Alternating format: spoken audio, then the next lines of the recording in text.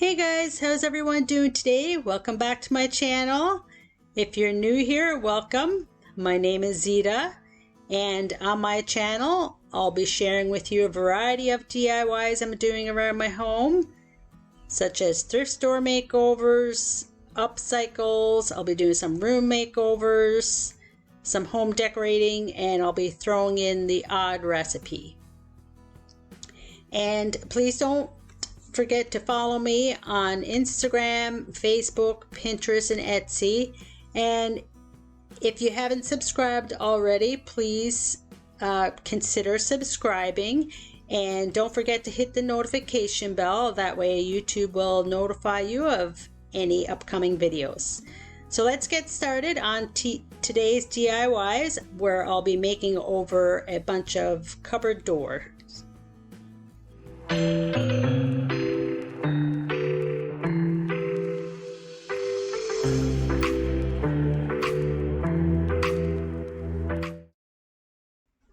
So this first DIY here, I'll be making over this rectangular cupboard door, and most of these cupboard doors I picked up from the Habitat for Humanity. So you can see here I covered up the hole with some wood filler, and after that was dry I sanded it down smooth, and once that was done I gave it a coat of black paint as the base coat, because I want to put a white on top of it and then distress it back. And this is just a black interior paint that I'm using here. And after the black paint was dry, I put a polyacrylic on top of that, because when I distress it back I don't want it to just distress back to the cupboard, so I'm just sealing in that black paint. So I've applied my Rust-Oleum white linen chalk paint here, and right here you'll see me doing some distressing along the edges and the corners, just to give it that natural distress look. And that's what it looks like when I've distressed it back to the black. And right here I'm going to be applying some decoupage paper, and this is a Tim Holtz paper. I think this is like a numerology or something like that. It has a bunch of numbers and letters on it. I will leave it in the description box where I got that. So I haven't told you what kind of DIY I'm making with this cupboard door yet, have I? So right here I'm making actually a coat rack, or somewhere you can hang your totes, your bags, anything you want, some decorative piece. So I've cut out the decoupage paper to fit on the inside here. And I'm just using an X-Acto knife to cut along the edges so that decoupage paper will fit in there nicely. And how I like to apply my Mod Podge is I kind of start out like half and half. So I'm starting from one end here, just applying a little, then smoothing it out. And I have an old shower cap that I'm using here to smooth it out. So you can use a plastic bag, you can use a plastic glove if you have one. Sometimes they come in the hair dye kits. But yeah, the plastic I find is really good for smoothing it out instead of using your fingers. Sometimes your fingers will rip the paper, so I find the plastic works really good. So here I'm just fitting it into the corners and smoothing it all out, and you'll see in the end like I hardly have any wrinkles here, so I find this method works really, really well. And right here I'm going to be applying some knobs that I had on hand from some old cupboard doors from a long time ago, and I just kept them just in case I ever needed them, and here they are coming in handy. So I'm using that same decoupage paper, and I'm cutting out some circles to apply to the knobs. And I'm just wetting my little small paintbrush here and going around in the circle and then just ripping it. You could cut it as well if you'd like. So I find this tissue paper is a little harder to rip with water than like napkins. So here I'm just applying the Mod Podge to the knobs, and I'm putting that decoupage that I just ripped out here with my paintbrush. I'm applying that on top of all of them. And then once I have all of the decoupage paper applied to the top, I did apply a top coat of Mod Podge on there as well, and I just let that dry overnight. As you can see there, I'm applying the top coat of Mod Podge. And I just let that dry overnight. And I applied a top coat of Mod Podge to the middle portion of the decoupage paper here as well. And right here, I applied a piece of tape along the length of the cupboard door. Now, I should have drilled the holes in before I did all the painting and stuff, but I didn't. But this worked out. If you put that tape there, it really helps with not getting any like splits around your wood. It gives it a more cleaner finish. Here I'm just putting the screws in and putting all those knobs on. And this turned out absolutely beautiful. And once I'm finished the piece, I'm just giving it a nice wax coat over all the areas where the paint is, just to seal it in. Isn't that beautiful, guys? I'm absolutely in love with this piece. I love the black and white too, and the little bit of distressing, and then the Mod Podge decoupage on the handles, I think really sets it apart and kind of ties in with the middle. What do you guys think? Let me know in the comments what you thought of this cupboard door DIY.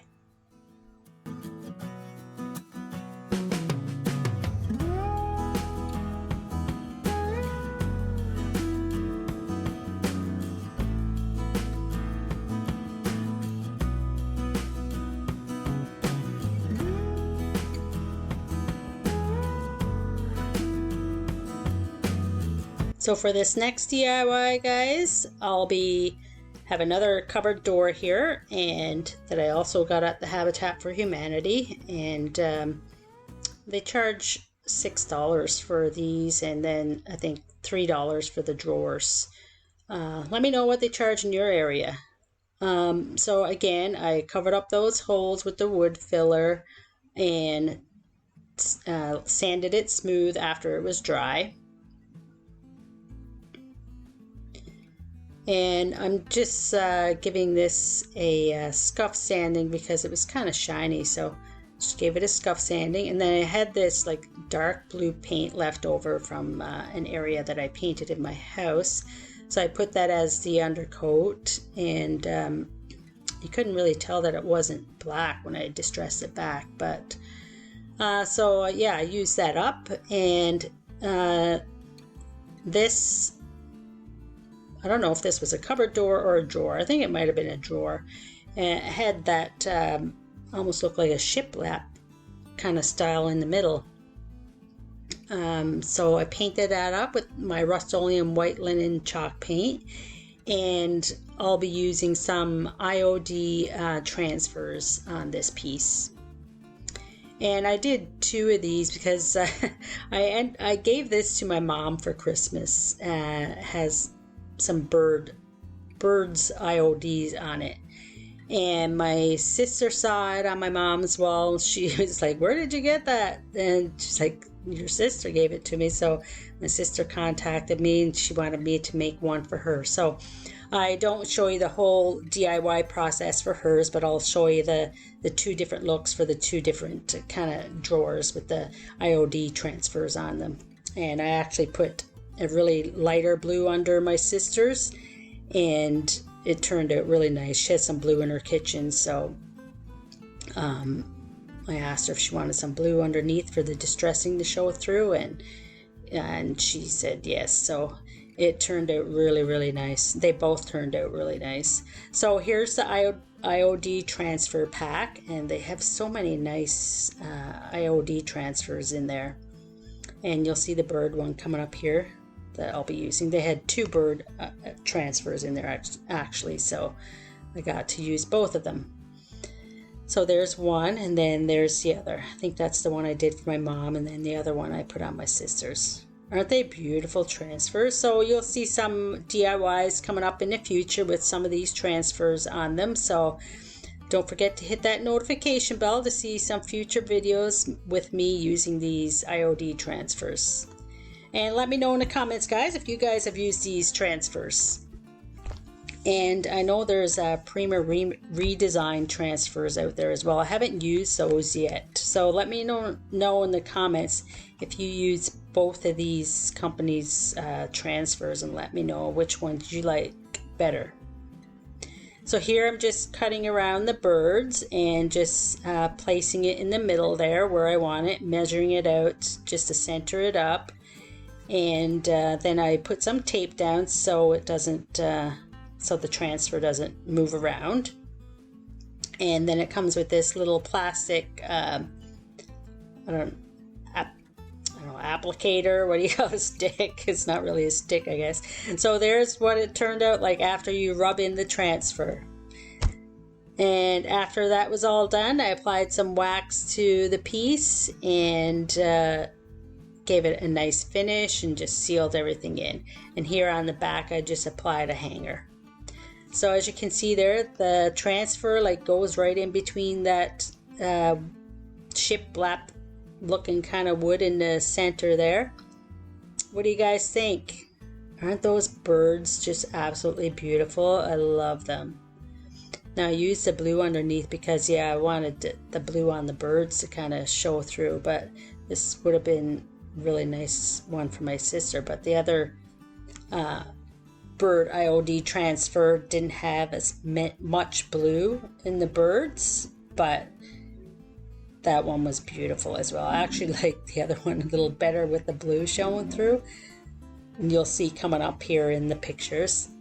So let me know in the comments which one you guys like. Do you like this one with the more of the blue showing through? So this is the one I did for my sister.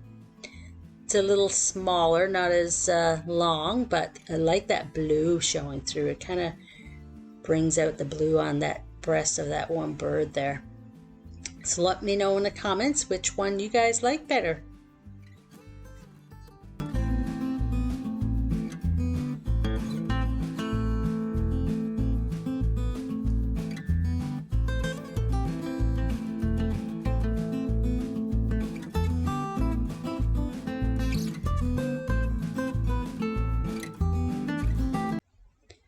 So here guys, I did the same process where I filled the holes with wood filler, sanded it once it was dry, and here I'm putting my black base coat of paint. And for this DIY I'm making a planter. So I had this box here, and so I'm going to attach that to the drawer piece. I'm just painting that up with the white Rust-Oleum chalk paint inside, and I did the black on the outside, but I'm also going to paint that with the Rust-Oleum white chalk paint all the way around, and then I'm going to apply this Tim Holtz Botanical paper here, and I'll put that in the description box as well. And I've used this paper quite a bit, and as you'll see here, I've run out. So luckily I had just enough to do this piece by cutting it down to where I'm going to attach that box. So I have cut out a piece just to apply to the front of the box. I would have liked to apply it on the sides too, but like I said, I didn't have enough paper. I ran out because I've used this on a few DIYs, and if you'll look through my videos there, you'll see some other DIYs where I've used this beautiful botanical paper. It's gorgeous. So I applied it to the front of the box, and like I said, I do the half and half method. Start on in the middle and go to the outside, and then work from the middle to the other side. Right here, I'm just sanding with a fine grit sand block, sanding off that excess paper, and then I'm applying some Mod Podge to the top of it. And I use a makeup brush, guys, because they're so soft. I find some of the other brushes can easily rip the paper. So if you have some old makeup brushes laying around, or pick some up at the dollar store, just apply it with a makeup brush. And right here I'm just applying it on the drawer piece. And so as you can see here, it could only go down as far as the box. Luckily I had enough. And I had to cut the decoupage paper and piece it together lengthwise, because like I said, just to line up the prints and stuff like that to make it look more natural. And I'm using my shower cap plastic here to smooth it out, and you'll see in the end I didn't get any wrinkles or anything. I'm just distressing the side here, bringing that black through, and then applying the Mod Podge on top of that decoupage paper again, just to seal it in. So you can see some of this distressing coming through. So remember to apply your polyacrylic or your sealer, guys, on the black paint, so when you distress it back, it doesn't go back to the cupboard door. And here I'm using my battery operated nail gun, which is awesome. This is by Ryobi. Don't be afraid of these guys, but use safety precautions when you're operating them. As you can see, I put on my safety glasses. Make sure you do that, and always make sure you got the right length of nail in there, because you don't want it to come through your piece if it's too long. So I've nailed that in place, and this is what it looks like, guys. Isn't that beautiful? You can put your beautiful plants in there, and I gave that some wax as well on the sides there where the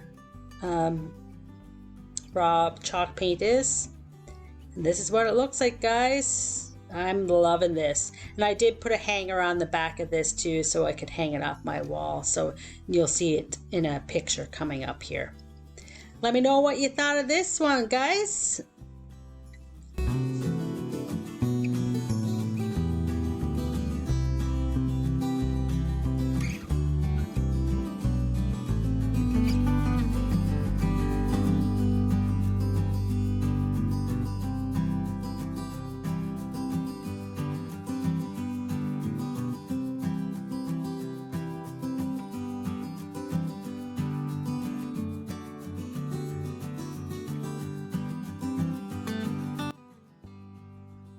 Okay, for this next DIY, guys, this is a cupboard door, I think, and I did the same process again. Cover any holes with wood filler, let it dry, sand it back, and then apply your paint. So I'm going a different route here with the colors. So I applied my white interior paint first and let that dry. I put a coat of polyacrylic on top of that. And right here I'm using this blue Miss Mustard Seed milk paint that I had on hand. So once that was dry, sanded it down, because milk paint can be kind of gritty, and it you can make it so it chips easy too. So I distressed it back to the white to bring some of that white through, and here I have some drop cloth that I'm going to apply to it and rip that and just fray it, and I'm going to put that in the center. This turned out really, really nice. I'm loving this. And when you just all you need to do is cut a little slit in the drop cloth and then rip it, and it gives you that fraying. And right here I'm using some IOD stamps, and I made a big mistake coming up here, guys, and you'll see what I did, and it just it's a good thing you couldn't hear me what I was saying here. Cut that part out. But yeah, so I messed up on spelling the word. Oh gosh, and didn't even notice it when I was putting it down until after the ink was already on the drop cloth. Yeah. This is where I notice that I've misspelled the word, because you got to do it backwards, right? So make sure you look at your words, guys, when you're putting it on there. So I had to rip this whole thing off again, and so luckily it didn't show through the back, so I just used that same piece instead of having to cut out the drop cloth again.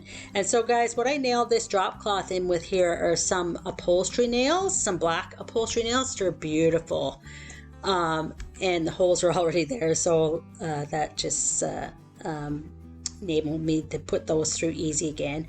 I'm just using some double-sided tape to put those stamp letters on there, because they were kind of slipping off. So if you're having issues with that. So you can see here I'm going finger by finger, making sure that word is spelled correctly. So guys, make sure you check it before you apply the stamp. I just went ahead and applied it and didn't even look at the spelling, because you're having to put those letters on backwards before you apply it. And I needed another 2 E's, so I just kind of took it off afterwards and put it on the end and kind of lined it up there with the M and got it on correctly. What do you think, guys? I'm absolutely loving this one too. And I apply some wax to this and it kind of brings out the blue a little more and seals in the piece, but I'm absolutely loving this. So have any of you guys tried the IOD stamps? They are awesome. And I'll put the package of IOD stamps that this is in the description box. It's really versatile for a lot of DIY projects. So guys, let me know what you thought of this one.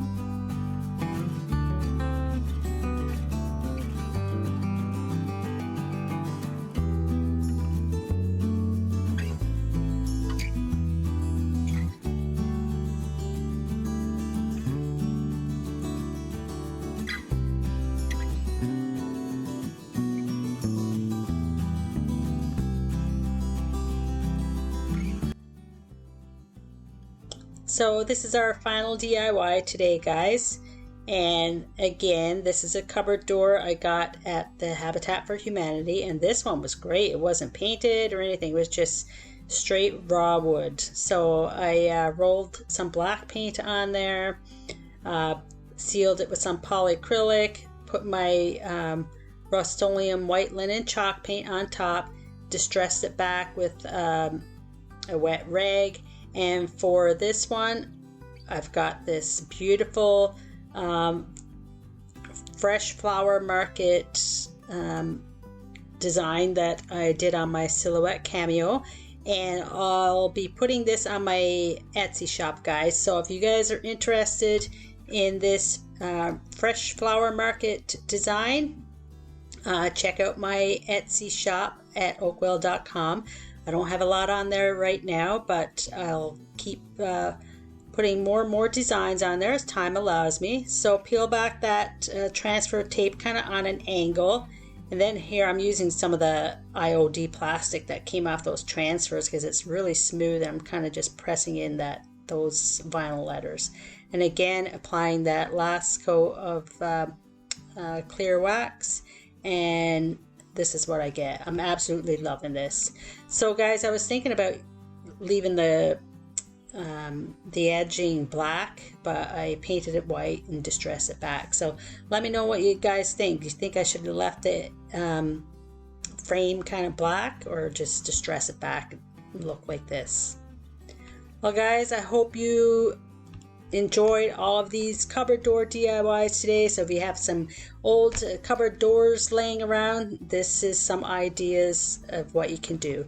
So again, if you haven't subscribed, please consider subscribing and click the notification bell so YouTube will notify you when I post new videos. And here's just a recap of everything that I've done today.